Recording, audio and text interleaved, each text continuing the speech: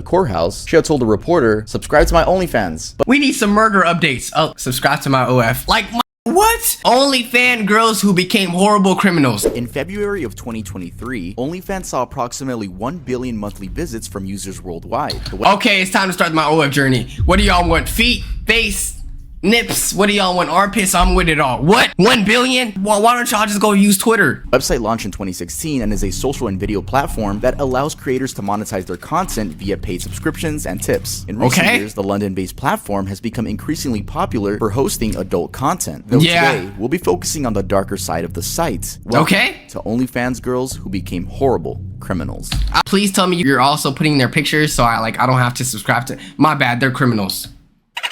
Let's get it. Clenney. When it comes to OnlyFans models committing a subscribe. I don't care what crime she did. She is bad as shit. If she needs me to bail her out, I'ma bail her out. Okay, I'm hoping for the sake of this video and the sake of please don't do something horrible or else I'll look like an asshole. Crime. One of the most prominent cases is that of Courtney Clenney. What'd she do? Courtney Taylor. The case contains horrific details about how a tumultuous relationship ended with Clenney facing possible life in prison. In an I want to offer my sincerest apologies to the victim. Oh, of course I don't mean that. I would never bail her out. She deserved a rot, bruh. Incident that occurred on April 3rd, 2022 between 4:43 p.m. and 4:56 p.m. Clenney, aged 26 at the time, what'd she do? Alleged to have stabbed her boyfriend, 27-year-old cryptocurrency investor Christian Toby Obumseli to death. For what? The knife, for what? Which she initially claimed Hold on, let's get a volume booster. To have thrown from 10 feet away, penetrated Obumseli's chest right above where he had a tattoo of her name. The crime occurred at the lover's Miami apartment where they had just moved in at the start of 2022. Despite being new to the residence, the police had already visited them twice due to the neighbors raising domestic disturbance complaints. The series of images of the crime scene, released in November 2022 by Miami-Dade prosecutors, reveal gory details of the incident. Clenney is seen donning blood-drenched sweatpants while also being covered in blood on her hands, feet, and part of her nightgown. The images also show some love letters from Obumseli to Clenney. It seemed he loved— Oh hell nah, bruh. That's a damn shame, bruh. I would imagine writing a love letter in 2024. I wouldn't, bruh. The most you getting out of me is a voice message. This man really loved her, bruh. Her a lot, given that one of the letters starts with, "You're the sweetest and most annoying woman I know." The letter then proceeds into a detailed profession of love, where he even describes her as his, quote, personal sunset. Moments after the stabbing at 4:50. Oh, yeah, I don't know if it's a sunset. Nah, this is definitely yeah. Used to be sunrise. This is definitely a sunset. Yo, her chin is deformed as shit. 7 p.m., Clenney made a 911 call and can be heard apologizing to the boyfriend, even as she pleaded with the operator saying, "My boyfriend is dying of a stab wound." During the call, the boyfriend could be heard in the background crying out that he couldn't feel his arm. When the police arrived at the scene, they found her holding the bleeding boyfriend in her arms. There was blood everywhere, on the kitchen island, in the master bedroom, the bathroom, and the back— I'm not gonna lie, I'm thinking about it. In my deathbed, if this is the last thing I see, her big ass crimson chin, I'd be heated, bruh. The living room. As they attended to Obumseli, she was ordered to sit out on the balcony where she began kissing her dogs. She was later questioned for about 4 hours at the local police station, got admitted to a psychiatrical ward, but then was released just 2 days later. The release was due to the view that Clenney claimed it was self-defense. In a weird twist of events, just after killing Obumseli, Clenney made wire transfers totaling $1.15 million to her father's bank account. They are— Nah, you're an asshole. So you stab your boyfriend to death, and the first thing you do is transfer money? Oh yeah, buddy, give her the electric chair, bro. Argued that the money was enough to move out of the country and that her job didn't tie her down to a specific location. It's worth noting that Clenney had made a lot of money through her OnlyFans career at that point. In 2021, she made $1.8 million. Just a year earlier, in 2020, she made $966,690. Hey, it's YXO Sala. Down the link, there will be an OF section. I'll do anything y'all want me to. Suck toes, lick fingers, eat butt. What's up? 1.8 million? What am I doing wrong in my life, bro? $2. And in 2022, before shutting down her account, she had made $327,221. Such income explains why they lived in a very luxurious address and a 22nd floor with 3 bedrooms and a great view of Biscayne Bay. After her release, she fled Miami to be closer with her family, and on June 17th, 2022, 2 months after Obumseli's death, she bought a 3,080 square foot, $1.3 million luxurious home with a pool and hot tub in Lake Point, Texas, near her parents. Countering the murder claim, her lawyers argued that she did act in self-defense after Obumseli had grabbed her by the throat, but a judge said that claim wasn't credible. The lawyers also stated that just a day earlier, he had stalked and beat her. This was revealed in released police. Damn, her bodybuilder built ass. How is she getting 1.8 million, bruh? Nigga, if anything, her ass might need a... Yo, you know what? Let me just keep going. Body cam footage after the officers had responded to a domestic strife involving the couple. Clenney was once again arrested on August 10th, 2022, where she had gone for substance abuse. The arrest was after more evidence had been collected by Obumseli's lawyer. Also, it's almost like Obumseli knew things were gonna take a turn for the worst because he left behind a lot of evidence that was used against Clenney. A series of phone recordings from Obumseli were presented to the court as proof of Clenney's deeply toxic behavior. The clips include her yelling racial slurs, screaming, demeaning, and cursing him out. In one of the recordings, she's heard telling him, "Man up, bitch," and "Shut up and let me slap you, dumbass." I don't know why I said it so like aggressive. The reason No, cause that shit sassy as hell, my nigga. You want someone to man up and ain't nothing man about letting a woman just slap you for fun. Well, he apparently didn't tell her that he said hello to a female acquaintance while on a bicycle ride. She even commands him, "Find my fucking phone and charge it." Larry Hanfield, Obumseli's she definitely called him the hard R, bruh.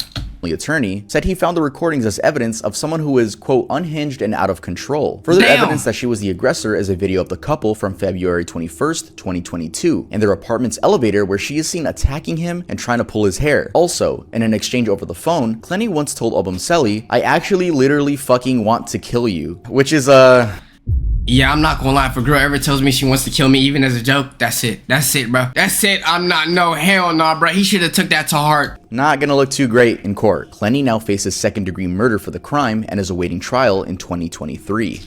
Yeah, her ass serving life.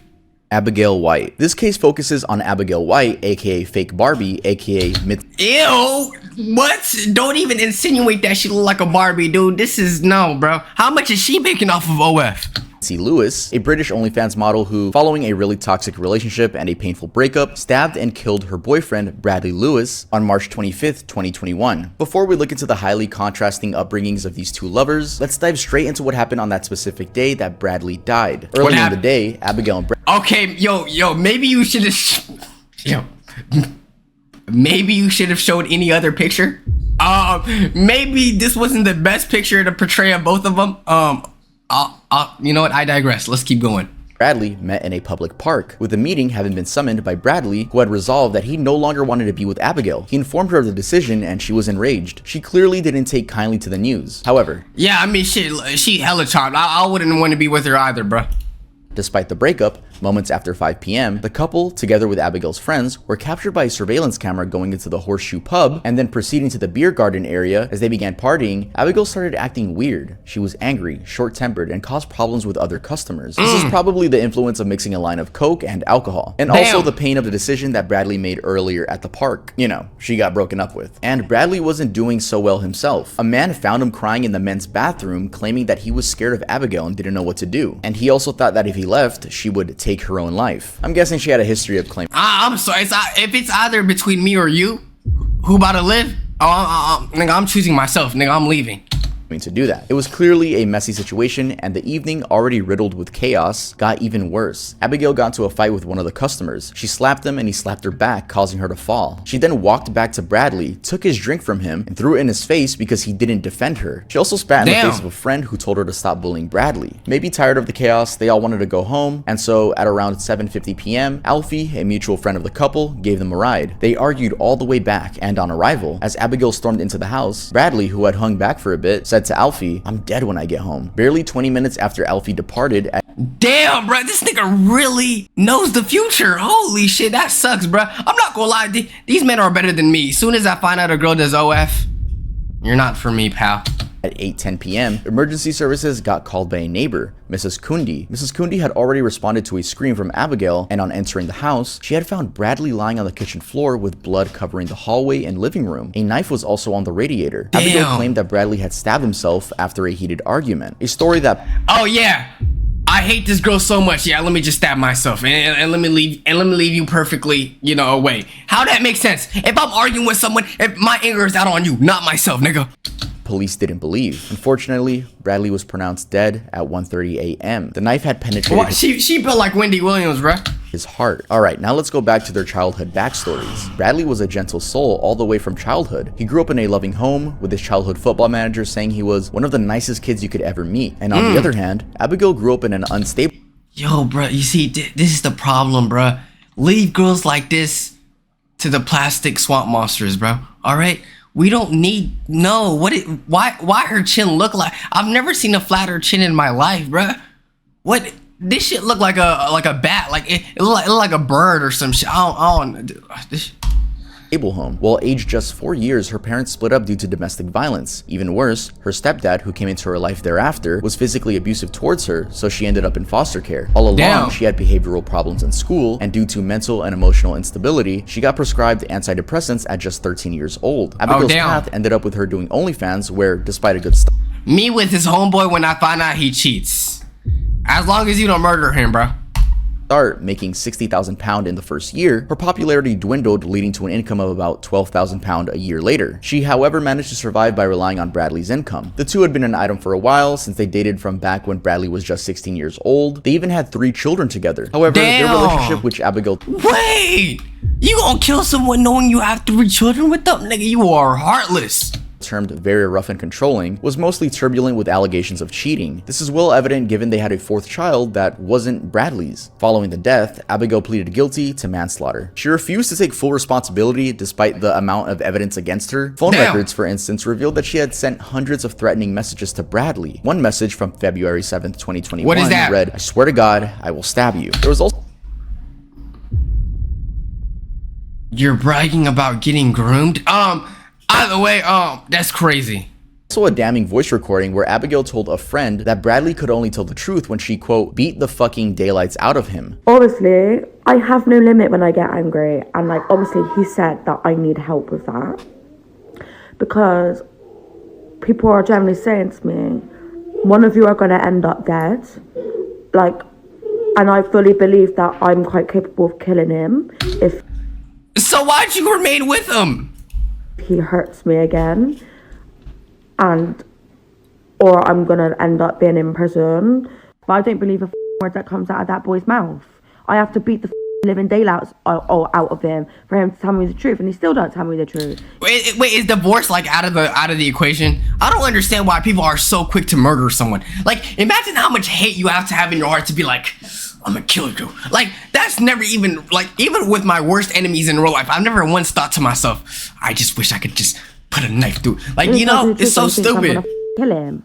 Like, when I get a knife out, like, when I stab him, like, oh, I just don't get this kid. I just don't get it. Equally disturbing evidence is that just about a week before the fatal stabbing on March 19th, 2021, Abigail had stabbed him in the arm, causing a massive wound. Bradley had covered for her, lying to the doctor, saying that he had an accident at work. So, where did the case end up? Well, in 2022, Abigail got sentenced to life in prison, which means that she'll be jailed for at least 18 years before being eligible for parole. Damn.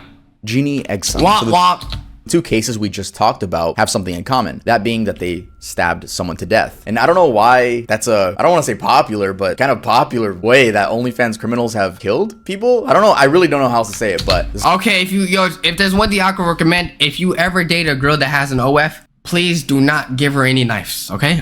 Just get rid of it. There's another one, there's another stabbing one. In a strangely familiar fashion... She could stab, yo, I'm not gonna finish that. I will say she bad as shit, but why would you stab someone, bro? To the other 2, our aggressor, Genie Exum, an Instagram and OnlyFans model based in Manhattan, stabbed her boyfriend, Francis Amor, following a domestic dispute. The incident occurred on Monday, October 18th, 2021 at around... Yo, I'm just looking at how evil of a person she is. Why would you do that, bro? RIP to the dude, bro.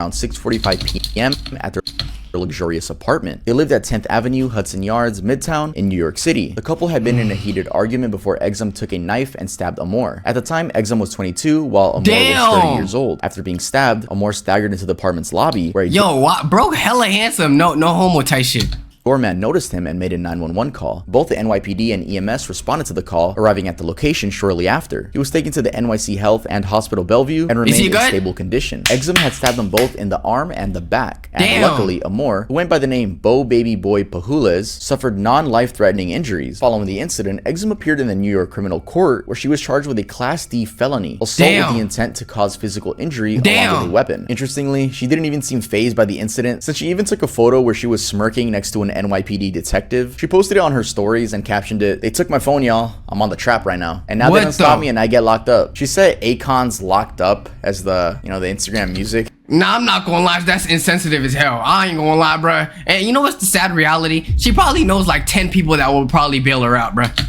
Thing for the story in an equally carefree fashion while leaving the you're bad as shit. Why would you need to stab someone, bruh? Oh my, like, bruh, it's great, bro. Looks don't mean shit, bruh. If I looked at this girl, I would have not assumed that she had the capability of killing someone. And you know what the sad part is, bruh? People have pretty privilege when it comes to court. So the judge probably gonna look at this, but like, if I give her a year, she probably gonna suck my meat after this. In the courthouse, she had told a reporter, "Subscribe to my OnlyFans." But such behavior is no surprise, as it's consistent with her social media personality. On OnlyFans, for instance, she describes herself as a, quote, free spirit from Alabama. What do you mean you're telling the news reporter? We need some murder updates. Oh, subscribe to my OF. Like, my nigga, what? Using a criminal case to promote your OF is so down bad, bro.